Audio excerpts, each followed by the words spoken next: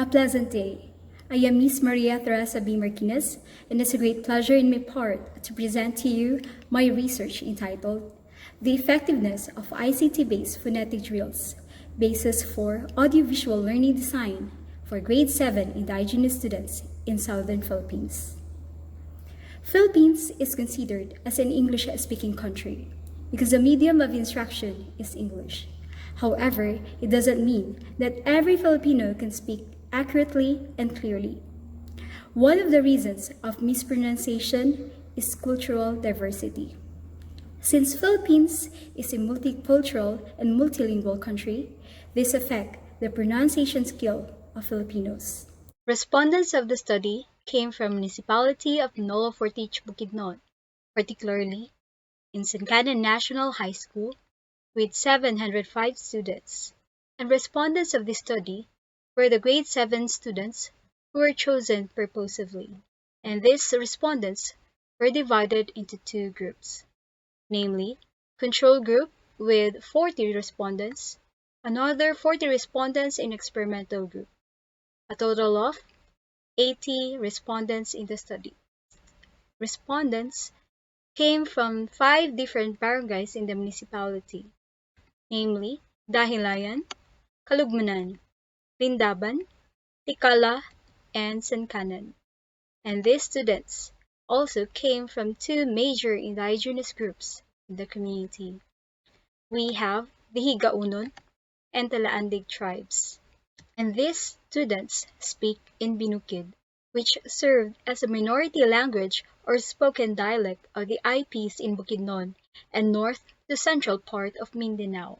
In connection, there are 18 consonants in Binukid alphabets and 5 vowels, namely A, E, I, O, and U. The vowel E sounds differently and produced as a, like in pot and cup of the English language, according to Hermosilia Boris, 2018. Method.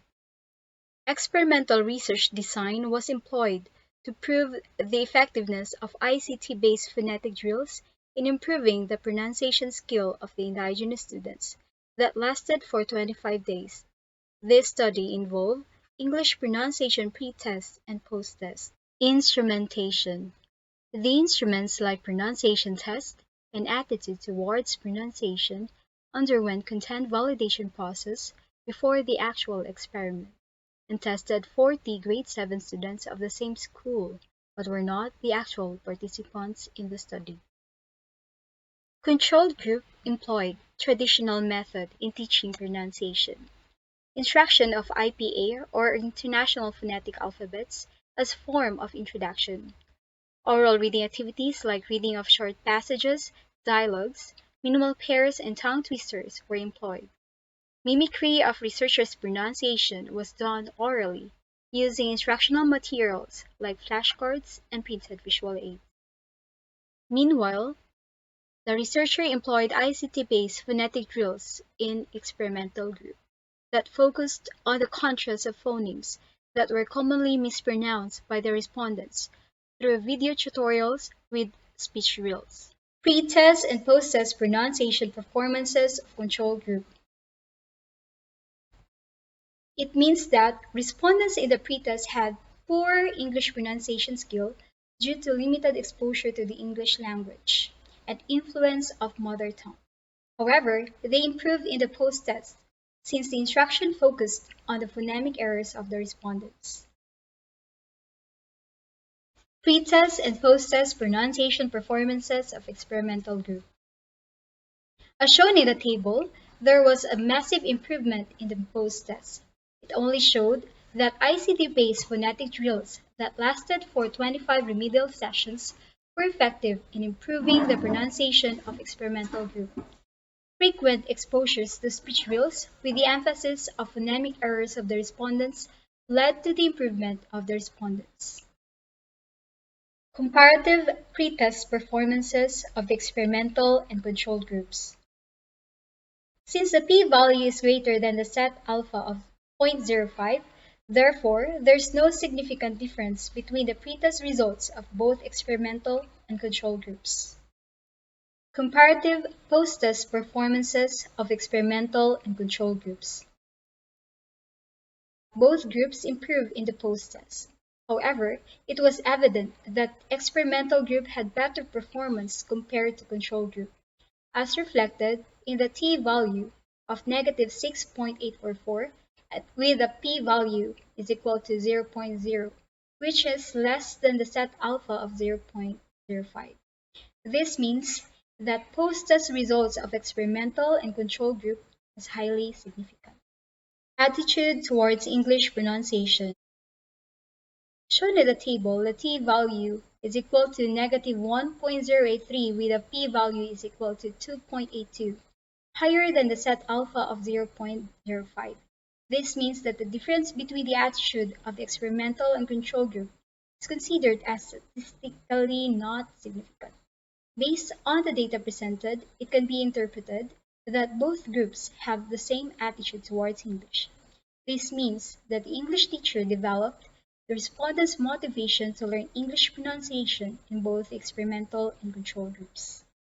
Comparison of the respondents' achievement level in English pronunciation and attitude towards English. Results reveal that in the control group, the variables did not have statistically significant relationship with R is equal to 0.062 and P is higher than 0.05 with an R squared of 0.0038. The R value is equal to 0.062 demonstrates that there's no linear relationship between the variables. It also means that 99.62% of the variation in the control group's achievement is still unexplained, in which other variables may be considered by future researches.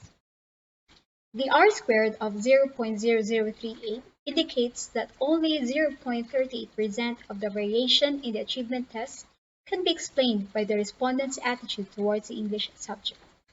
There were some respondents who had positive attitude towards English pronunciation, yet did not improve due to absenteeism. Thus, their exposure to ICT-based phonetic drills are limited. On the other hand, data in the experimental group reveal that the variables do not have statistically significant relationship with R is equal to 0.081 and P is higher than 0.05 with an R squared of 0.0065. Since the probability value is greater than the set alpha of 0.05, the null hypothesis related to this problem is not rejected. The R value is equal to 0.081 demonstrates that there's no linear relationship between the variables. The R squared of 0.065 indicates that only 0.65% of the variation can be in the achievement test can be explained by the respondent's attitude towards the English subject. It also means that 99.35% of the variation in the experimental group's achievement is still unexplained, which other variables may be considered by future researchers. The result of the study implies that although both of the groups have positive attitude towards English, it's not guaranteed that all respondents will improve their pronunciation. In terms of correlation, post-test pronunciation performance in English and attitude towards English of the controlled and experimental groups were not significant. This means that attitude towards English pronunciation had no significant relationship with the pronunciation performances of the respondents, since there were respondents who had positive attitude towards English pronunciation but did not improve. At the end of the study, I made speech printed manual and video tutorials in pronunciation. Mabuhay! Welcome to our pronunciation class. I am Teacher Maria, and today we're going to have our lesson 3, still on vowels. Accurate pronunciation is a vital ingredient for effective communication. Thus, it's recommended that language teachers should conduct the same study for the whole school year for better results. It's also advisable the conduct of remedial classes in reading, since I identified that there were some respondents who had difficulty in reading. Apart from that, there should be a bigger scope or more number of respondents in the study. And lastly, the reproduction of audiovisual and printed materials in teaching and learning pronunciation is advisable to help other language teachers and also students in their pronunciation classes. This has been Maria Teresa B. Markines, and thank you for listening.